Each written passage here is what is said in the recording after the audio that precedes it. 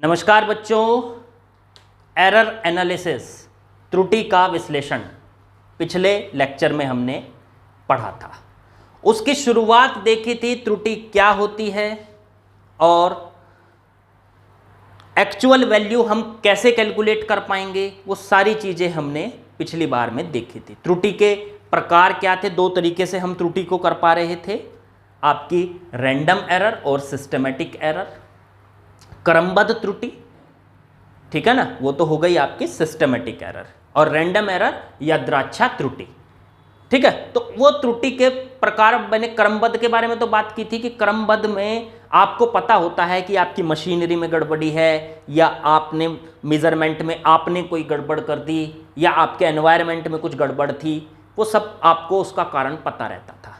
लेकिन random error जिसका कारण पता ना लग पाए, तो ऐसी एरर को दूर करने के लिए हमने क्या डिसाइड किया था कि हम उसकी मेजरमेंट्स को बढ़ा देते हैं।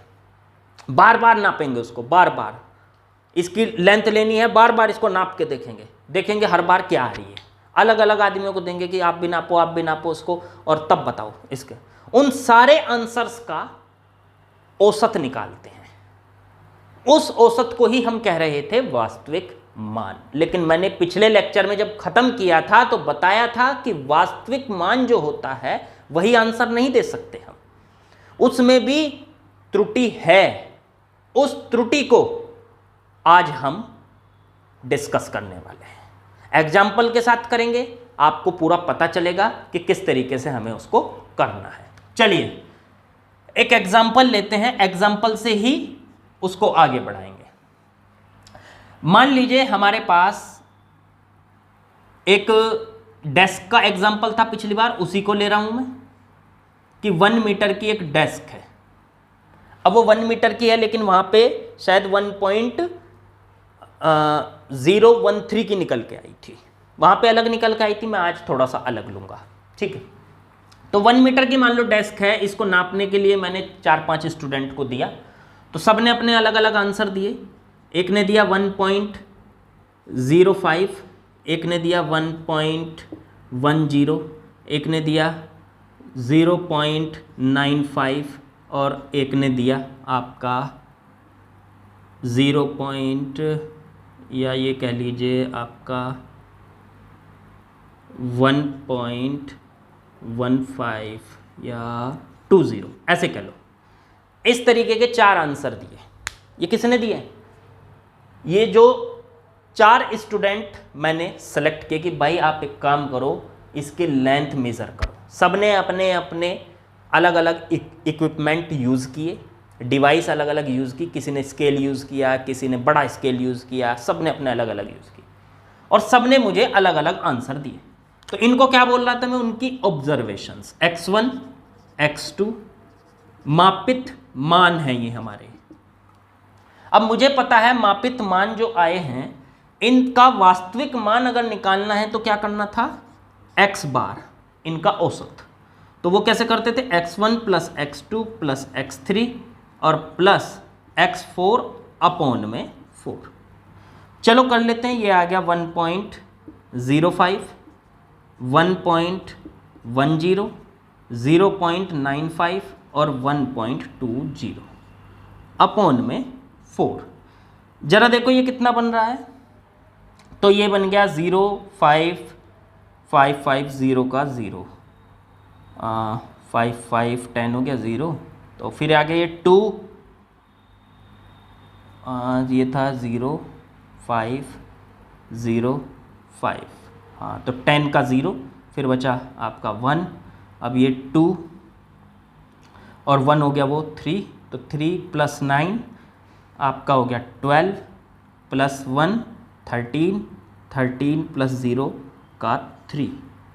अब बचा 1, 1 plus 1 2 plus 0 2 plus 1 3 plus 1 4 upon में 4। इसको जब हम इससे कैंसिल आउट करेंगे तो ये आ गया 4, एक बार चला 1, और ये 7 टाइम्स चला। 4 से इसको 30 को जब डिवाइड किया तो एक काम करो, एक बार चल नहीं रहा है तो 0 लगाएंगे पहले, पहले 0 लगाएंगे और फिर इसको 7 टाइम्स चलाएंगे। फिर 7 टाइम्स चलने के बाद ये बचता है आपका 2 0, तो 20 बन गया, तो 5। ये आ गया आपका आंसर, आया 1.75 मीटर, 1.075 मीटर, ये आया आंसर। बहुत करीब है हम 1 के, मान लीजिए। लेकिन ये इसकी एक्चुअल वैल्यू है, इसको क्या कहेंगे हम, इसका वास्तविक मान। x बार को हम क्या बोल रहे थे, वास्तविक मान, एब्सोल्यूट वैल्यू, ये बोल रहे थे हम x बार। अब क्या करें, अब हमें आज त्रुटि की बात करनी है। ये पिछले लेक्चर में इतनी बात हुई थी, आज हम त्रुटि की बात करेंगे कि ये जो वास्तविक वैल्यू आई है और जो वैल्यूज ऑब्जर्व्ड वैल्यू आई थी हमारे पास, अलग अलग स्टूडेंट ने दी थी, उसमें और इसमें फर्क था, उस फर्क की बात करेंगे। तो पहले वाले स्टूडेंट ने जितनी त्रुटि की x1, उसको कहेंगे हम डेल्टा x1। अब उसके फॉर्मूला होता है x बार मीन और माइनस में उसकी ऑब्जर्वेशन x1। दूसरे स्टूडेंट ने जितनी त्रुटि की उसको बोलते हैं x2, डेल्टा x2 सॉरी, और उसका फॉर्मूला बनेगा x बार माइनस में x2। तीसरे स्टूडेंट ने जितनी गलती की डेल्टा x3, उसको बोलते हैं x बार माइनस में x3। और चौथे स्टूडेंट ने डेल्टा x4, तो x बार माइनस x4। ये हर एक स्टूडेंट की अपनी अपनी गलती है, हर एक स्टूडेंट की ये अपनी अपनी गलती है। इसने इतनी गलती की डेल्टा x1 पहले स्टूडेंट ने, दूसरे स्टूडेंट ने डेल्टा x2 गलती की, तीसरे स्टूडेंट ने डेल्टा x3 एरर, और चौथे स्टूडेंट की एरर है डेल्टा x4। ये सबकी अपनी अलग अलग है। इन एरर्स को ही बोला जाता है एब्सोल्यूट एरर्स, एब्सोल्यूट एरर्स। वो थी एब्सोल्यूट वैल्यू x बार, और x बार से माइनस कर दो अगर आप उनकी ऑब्जर्वेशंस को, जो उनके अलग अलग मापित मान आए हैं उन सबको माइनस करेंगे, उनके बीच का डिफरेंस, वही तो त्रुटि होता था। उस त्रुटि को बोलते हैं एब्सोल्यूट एरर। एब्सोल्यूट एरर को क्या कहते हैं, वास्तविक त्रुटि, वास्तविक त्रुटि। बोलो समझ में आई बात कि नहीं। अब इन सब की ये अपनी अपनी त्रुटि हो गई। अब सर जिस तरह हमने सारी वैल्यूज जो आई थी ऑब्जर्व्ड वैल्यू, उन सब का औसत निकाला था, तो उसको क्या कह रहे थे हम, वास्तविक मान। जबकि मान तो ये अलग अलग थे, ऑब्जर्व्ड वैल्यू तो अलग अलग थी, लेकिन वास्तविक मान क्या माना हमने, उन सब का औसत। ऐसे ही उन सब की अलग अलग गलतियां निकाल ली और एक कंबाइंड गलती निकालनी है मुझे, उन सब की अलग अलग त्रुटि निकाल ली, एक कंबाइंड त्रुटि निकालनी है, उसे कहेंगे औसत त्रुटि। इन सारी त्रुटि का औसत निकाल लो, तो उसे बोलोगे आप डेल्टा x बार, उसको क्या बोलोगे आप, डेल्टा x बार, ठीक है ना। अब डेल्टा x बार का फॉर्मूला क्या बनेगा, लेकिन ये ध्यान रखना है, ये त्रुटि प्लस और माइनस दोनों तरीके की आ सकती है। एब्सोल्यूट एरर जो है वो कैन बी प्लस और कैन बी माइनस, लेकिन हमें जब यहां से इनका औसत निकालना है तो हमें इनको प्लस बना के निकालना है। मतलब अगर ये त्रुटि मान लो माइनस में आ गई, लेकिन माइनस को यूज नहीं करना है हमको, उसके केवल मान को यूज करना है। तो केवल मान को यूज करते हैं तो कैसे करेंगे, हम इस पे मोड लगा देंगे। पहली त्रुटि ये है जो पहले स्टूडेंट ने त्रुटि किया, उसका मान ले लिया, केवल मान होता है, मोड लगा दो आप उस पर।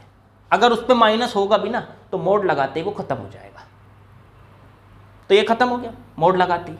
फिर दूसरे स्टूडेंट ने कितनी गलती की, तो वो है x बार माइनस x2 का मोड।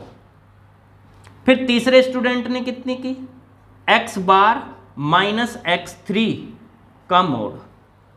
और ऐसे ही चौथे स्टूडेंट ने कितनी की, तो x बार माइनस x4 का मोड और अपॉन में 4, नंबर ऑफ ऑब्जर्वेशंस, जितनी त्रुटि निकल के आई उनकी संख्या। भाई पहले स्टूडेंट ने की, दूसरे स्टूडेंट ने की, तीसरे ने की, चौथे ने की, तो कितनी गलतियां हैं हमारे पास टोटल, कितनी त्रुटियां हैं, 4। तो नंबर ऑफ जो आपकी ऑब्जर्वेशंस हैं वो नीचे रखनी है आपको। तो ये हो गया आपका x बार। x बार को हम बोल लेते हैं यहां पे, x बार को एब्सोल्यूट वैल्यू।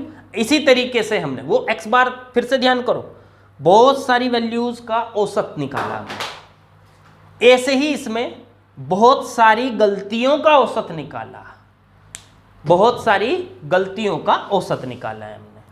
तो डेल्टा x बार, मैंने ये बोला था आपको कि ये डेल्टा x जो अलग अलग त्रुटियां निकल के आई हैं, इनको वास्तविक त्रुटि या एक और नाम भी होता है निरपेक्ष त्रुटि, निरपेक्ष त्रुटि। आपको बुक में यही लिखा हुआ मिलेगा शायद, निरपेक्ष त्रुटि भी कहा जाता है इसको। अब ये सारी त्रुटियों का आपने औसत निकाल दिया, माध्य निकाल दिया, माध्य भी कह सकते हैं आप इसको, औसत या माध्य। तो इसको आप बोलोगे mean of absolute errors, mean of absolute errors, मतलब हमारे पास जो निरपेक्ष त्रुटियां हैं उन सब का माध्य है। लिख देता हूं मैं, निरपेक्ष त्रुटियों का माध्य, माध्य या औसत भी कह सकते हो, माध्य को आप औसत भी कह सकते हो। यह होता है आपका एब्सोल्यूट एरर्स। अभी इसका मैं एक एग्जाम्पल लूंगा आपके सामने, इसको हटाता हूं, इसका एग्जाम्पल लूंगा, ठीक है। तो निरपेक्ष त्रुटियों का माध्य निकालने के बाद क्या सर हमारा आंसर आ गया? देखो आंसर तो जो हमने यहां पे निकाला था, ये जो x बार की वैल्यू, इसको क्या बोल लेते हैं हम? वास्तविक मान। तो आंसर जब दोगे आप, तो आंसर दोगे x बार, वास्तविक मान तो ये है, पर उसमें जो हल्की फुल्की त्रुटि है, सबने अलग अलग त्रुटि की थी, लेकिन उन सारी एरर्स का हमने जो औसत निकाला वो क्या है आपका? डेल्टा x बार। तो आंसर कैसे दिया जाएगा? x बार वैसे हमारा आंसर है, लेकिन इसमें हल्की फुल्की सी जो त्रुटि है वो प्लस माइनस डेल्टा x बार के इक्वल है, यही हमारा आंसर होगा। अभी जैसे आंसर कैसे दिया जाता है, मान लीजिए आपकी मीन की वैल्यू आ गई थी 2 और उसके डेल्टा x बार की वैल्यू आ गई, सारे ऑब्जर्वेशंस का आपने मीन निकाला, औसत निकाला, उसकी वैल्यू आ गई 0.1। तो इसका मतलब इसका आंसर हम ऐसे देंगे कि वैसे तो देखो आंसर 2 है, लेकिन इसमें हल्की फुल्की सी त्रुटि है, प्लस माइनस 0.1 की त्रुटि हो सकती है। मतलब इसका जो आंसर है वो या तो 2 से 0.1 ज्यादा हो सकता है या फिर 2 से 0.1 कम हो सकता है, इसलिए इसके सामने यहां प्लस और माइनस लगा लेते हैं। तो हमें जब भी किसी का आंसर देना है, भाई मेजरमेंट आप करने बैठे थे, मेजरमेंट का आंसर तो बताओ, आपने इसको मेजर किया था, उसका आंसर हमें क्या देना है? तो आंसर आपने पहले तो ये आपको x बार निकाल लेना है, उसका औसत निकाल लेना है, जितनी भी बार आपने उसको मेजर किया था उसका औसत, फिर उनमें सब में अलग अलग जितनी गलतियां थी वो सारी आपने मेजर कर ली, delta x1, delta x2, delta x3, delta x4, फिर उन सब का औसत आपने निकाल लिया, उनको पॉजिटिव बना के उन सब का जो औसत निकाला वो थी औसत गलती, औसत त्रुटि। तो हमारा आंसर क्या हुआ? आंसर यहां आया था x बार, औसत वैल्यू, वो वास्तविक मान था, उसमें भी हल्की फुल्की सी त्रुटि रह गई, तो वो त्रुटि है औसत त्रुटि। तो इसका आंसर जब भी दोगे आप ऐसे दोगे, औसत मान प्लस माइनस औसत त्रुटि। तो जब भी आप किसी मेजरमेंट का आंसर देंगे तो ये देंगे। अभी मैं क्वेश्चन कराऊंगा, आपको बात बिल्कुल क्लियर होगी। तो मैंने आप लोगों से कहा था कि एक क्वेश्चन लेते हैं जिसको हम पूरा सॉल्व करेंगे और वहां पे हम त्रुटि को कैलकुलेट करेंगे। ठीक है ना। तो ये क्वेश्चन लिखा है मैंने आप लोगों के सामने। एक प्रयोग के क्रमिक मान निम्नवत हैं 2.63, 2.56। प्रयोग क्या है हमें नहीं पता है, बस उसके जो मान निकल के आए हैं, उसकी जो ऑब्जर्वेशंस निकल के आई वो हमें पता है। जैसे मैं कह रहा था कि अलग अलग स्टूडेंट से मैंने एक लेंथ को मेज़र कराया और वो अलग अलग आया, उसी तरीके से समझ लीजिए। तो अब हम इसका सॉल्यूशन करते हैं। मान दे रखे हैं 2.63, 2.56, 2.42 और 2.71 एवं लास्ट 2.80। अब यहाँ पे हमें निरपेक्ष त्रुटि परिकलित करना है। परिकलित करने का मतलब हुआ कैलकुलेशन करनी है यहाँ पे। चलो ठीक है, सबसे पहले जो जो दिया है वो लिख लेते हैं। क्या क्या दिया है? x1 की वैल्यू, पहला जो ऑब्जर्व वैल्यू है हमारे पास वो है 2.63। फिर x2 की वैल्यू 2.56, x3 की वैल्यू 2.42, x4 की वैल्यू 2.71 और x5 की वैल्यू हो गई आपकी 2.80। अब ये सारी वैल्यूज़ हमें मेज़रमेंट के दौरान मिली। अब हमारा आंसर क्या होना चाहिए? हमें सर पहले तो इसका वास्तविक मान निकालना पड़ेगा, मतलब इसका औसत मान। तो औसत मान क्या होगा? उसको x बार बोलेंगे और वो हो जाएगा x1 plus x2 plus x3 plus x4 plus x5 upon में 5। ये आ गया आपका। चलो लिख लो फटाफट इसकी वैल्यू। x1 की value 2.63 plus 2.56 plus 2.42 plus 2.71 plus 2.80 upon में 5 आ गई। इसको प्लस कर लेते हैं। प्लस करने के बाद इसको प्लस कीजिए, 0 1 2 6 3 9 12 का 2 आ गया, ठीक है। फिर 8 9 हो गया, 16 4 5 का 1 आ गया और 2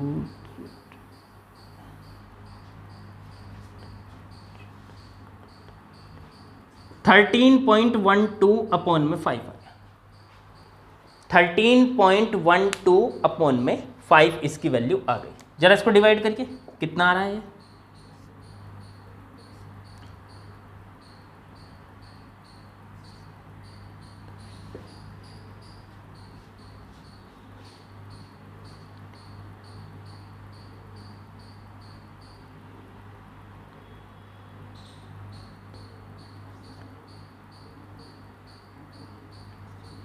ये आ चुका है आपका 2.624। तो ये 2.624 आ गया। लेकिन हम मान लीजिए पॉइंट के बाद केवल 2 डिजिट्स तक ले रहे हैं वैल्यू, तो इसको अप्रोक्सीमेट 2.62 ले लेंगे। ये इसको विभेदन क्षमता बोलते हैं कि कहाँ तक हमारी मेजरमेंट जा सकती है, उसको भी आगे डिस्कशन करेंगे। तो ये फिलहाल हमारे पास किसकी वैल्यू आई है? ये x बार, मतलब हमारी वास्तविक वैल्यू आ गई है। क्या ये सर हमारा आंसर है? जी नहीं, इसमें भी कुछ गड़बड़ है। सभी में कुछ गड़बड़ है। हर एक जो ये थे आपके पास, जो अलग अलग मान थे, जो उन्होंने क्रमिक मान दिए हुए थे, इनमें सब में कुछ ना कुछ गड़बड़ थी। अब वो सबके पास एरर थी, वो एरर्स क्या क्या थी उनको भी तो कैलकुलेट करो। तो सबसे पहले डेल्टा x1 को कैलकुलेट करो, तो वो हो जाएगा x बार माइनस में x1। x bar minus x1 इसकी वैल्यू रख लेते हैं, तो ये आ गई x बार की वैल्यू 2.62 माइनस x1 की वैल्यू 2.63। ये आ चुकी है आपकी माइनस में 0.01। देखो जरा यही आ रही है कि नहीं? माइनस में 0.01 आ गई। अब माइनस में तो सर हमें लेनी ही नहीं है माइनस, तो कोई बात नहीं, मोड़ लगा लेंगे ना उस पर। अभी फिलहाल ये माइनस में लिखता हूं मैं इसको। फिर डेल्टा x2, दूसरे मान में कितनी गड़बड़ है? दूसरे वाले मान में तो वो है 2. ये लिख दो पहले formula, x bar minus x2 equals to में 2.62 माइनस ये बना आपका दूसरा मान है 2.56। 2.56 इसमें हो गई आपकी प्लस का 0.01 6 की गड़बड़ है, इतनी गड़बड़ आ रही है। गड़बड़ का मतलब एरर, वही त्रुटि वो आ रही है आपकी। चलो ऐसे ही तीसरे मान में भी गड़बड़ है तो उसे भी डेल्टा x3, तो x बार माइनस में x3, तो x बार की वैल्यू 2.62 ही है और x3 की देख लो तो ये हो जाएगी 2.42, ये आपकी वैल्यू आ गई आपकी 2.42। इसमें कितनी आई तो ये आ जाएगी पॉइंट में 0.20। ऐसे ही x4 को निकाल लेते हैं, x bar minus x4, 2.62 minus x4 की वैल्यू 2.71। इसमें कितना गड़बड़ है तो ये देखेंगे माइनस में आएगा ये, क्योंकि 7 ज़्यादा होता है 6 2, तो ये आ जाएगा पॉइंट में 09। देख लो जरा यही आ रहा है कि नहीं। इसके बाद डेल्टा x5, इसको कहेंगे तो x बार माइनस में x5 और 2.62 माइनस में लास्ट वाला हो गया 2.80, तो ये कितना बना, ये बना माइनस का 0.18। जरा देख लो यही बन रहा है कि नहीं, माइनस का 0.18 बन गया आपका। सबके अंदर कितनी कितनी गलतियां हैं, कितनी त्रुटि हैं, वो सारी कैलकुलेट होकर आ गई। ये डेल्टा x1 की वैल्यू, डेल्टा x2 की वैल्यू, डेल्टा x3 की। अब इन सब का औसत निकाल लें। बिल्कुल सर निकालो। हमने सारे जो मान दिए गए थे उनका औसत निकाला तो वास्तविक मान निकल के आया।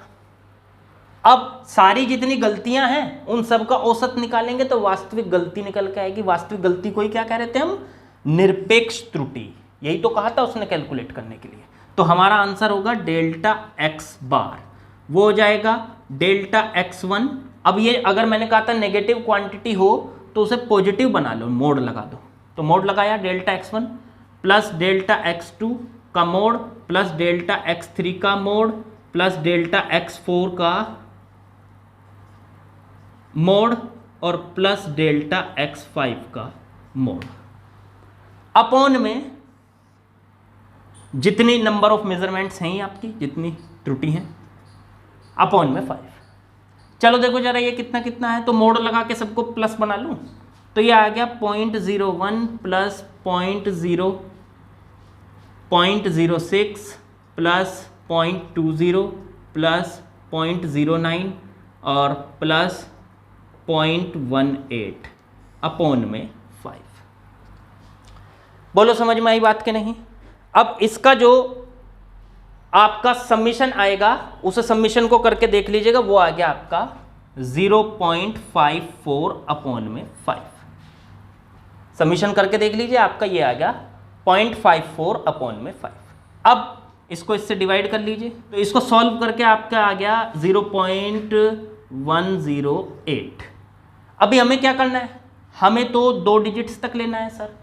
तो इस डिजिट को इधर एक बढ़ा देते हैं। ये कैसे होता है काम, इसको मैं आगे बताऊंगा आपको, सिग्निफिकेंट फिगर्स में भी इसका डिस्कशन करेंगे। तो ये यहाँ पर अगर ये वाली वैल्यू 5 से ज़्यादा होती है तो हम उसको छोड़ के इधर एक बढ़ा देते हैं, तो ये 0.011 आ गया। अब ये क्या आया, यही है हमारी निरपेक्ष त्रुटि। तो हमारा डिवाइड करके ये कितना आना है, ये आना है 0.108। लेकिन हमें क्या करना है, हमें 2 डिजिट्स तक लेना है।